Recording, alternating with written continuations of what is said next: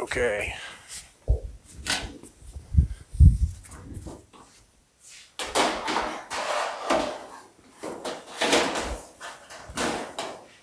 And that's it, guys. First piece for the quarter panel. What I'm going to work on right now is this transition piece that extends down from the upper quarter down to the lower valance over here. And this is going to be a tricky piece to create because we have a reverse curve happening as well as a convex radius that starts up here and tapers off to nothing down here. And we can't do, the sequence of events is very particular in the sense that we can't create this feature up in here, this radius, outer radius, until we create the concave surface because we need to stretch the outside edges. And all these words that I'm saying might seem a bit confusing, but when you see what's actually happening with the panel, you'll understand what's going on. So I'm just creating the dish. Aha, you see? I can't chew gum and walk at the same time when I'm English wheeling. If that was a steel anvil, I'd have a black fingernail.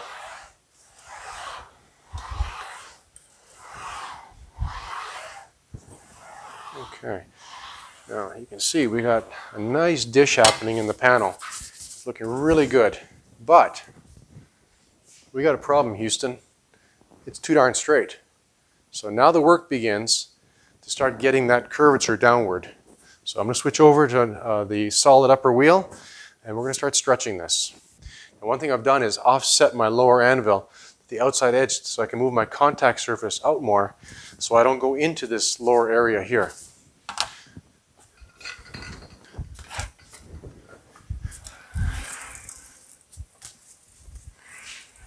Got to get comfortable and start wheeling.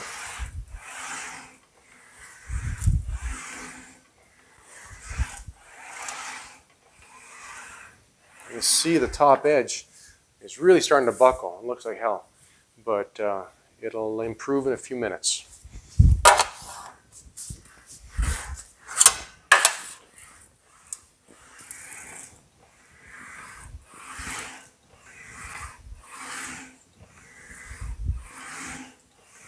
And it's starting to improve.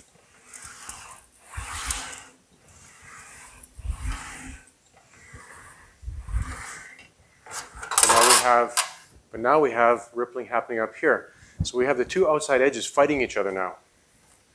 But I'm not sure if you can see it, but the panel is now starting to get a dish to it.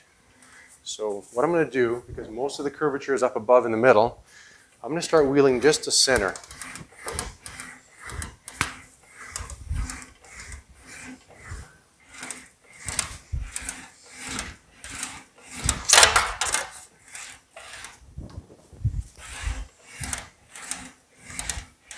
Getting a bit ripply.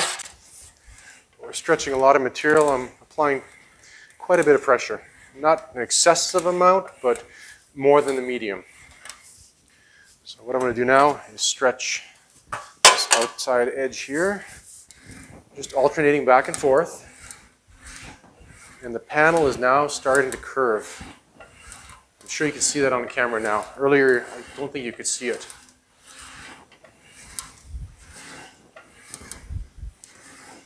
I'm also working it over the anvil as well. Okay.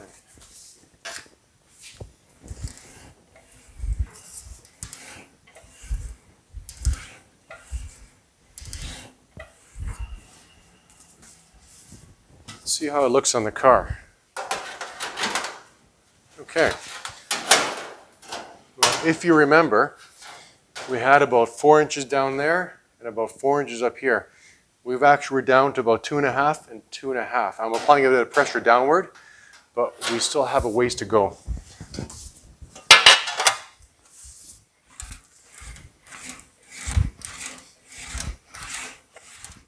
Okay, that's looking really good.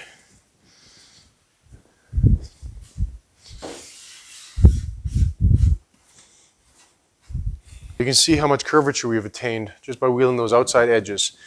We didn't touch anything in the core here, or in the root. Look at that.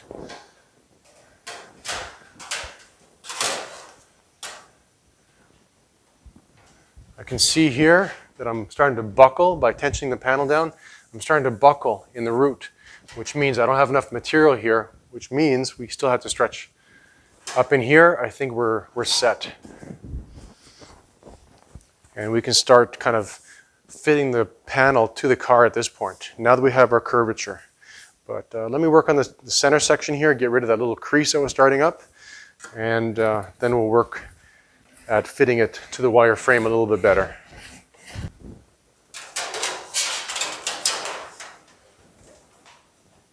There we go. Bit of a twist to it.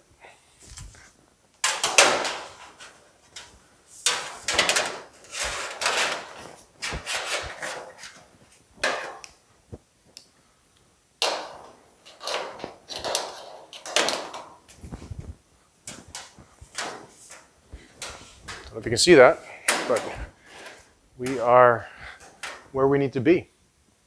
Let's adjust the top there in this area and kind of reduce this reverse radius, reverse curve here, and blend the two together.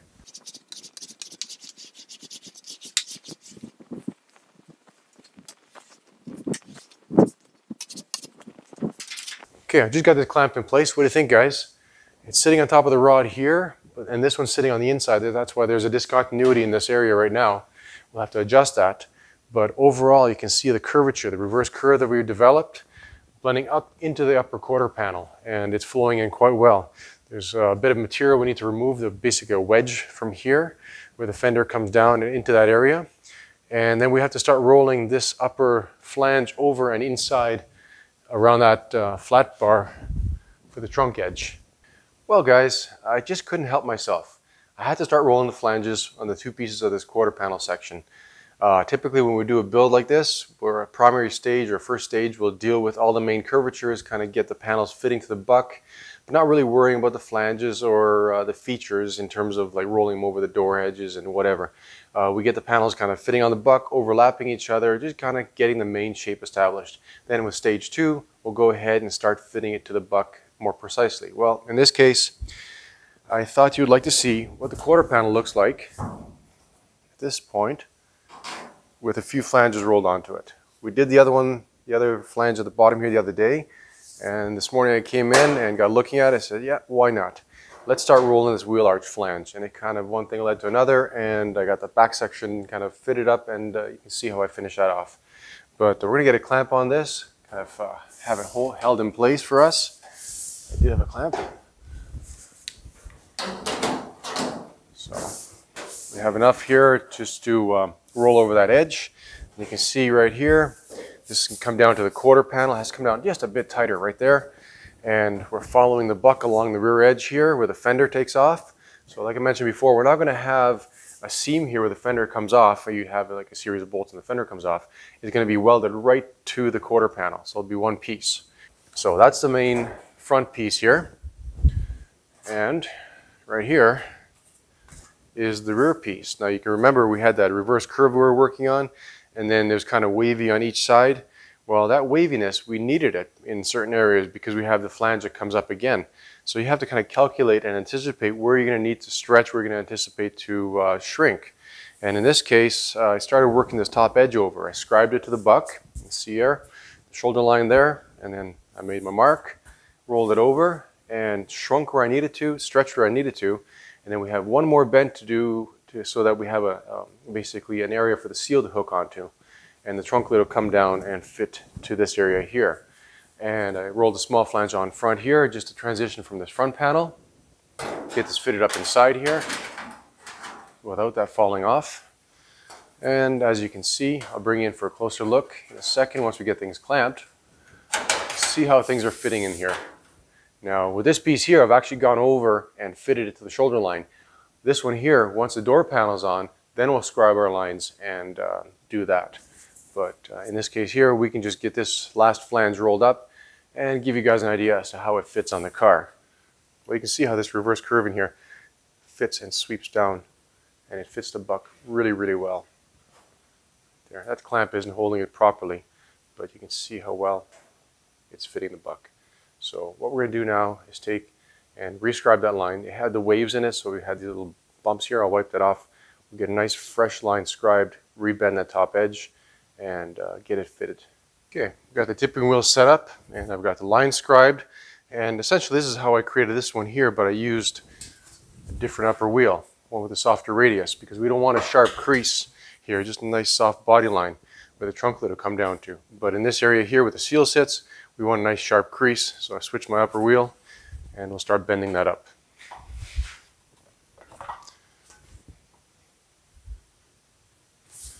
First pass is always the most difficult. You've seen me use this before, and it's just a matter of holding your tongue right when you're rolling it the first time through.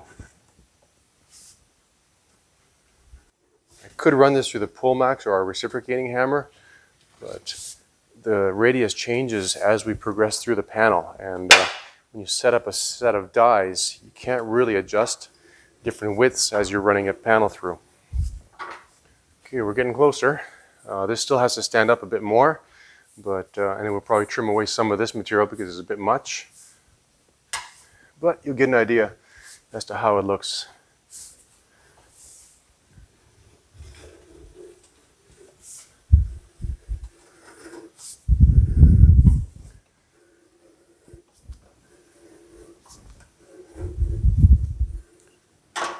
Ta-da!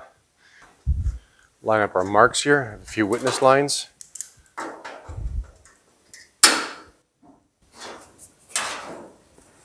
Okay, and well, as you can see, we put a clamp up here so it doesn't jump off every time. But you can see the two radiuses, they are coming together.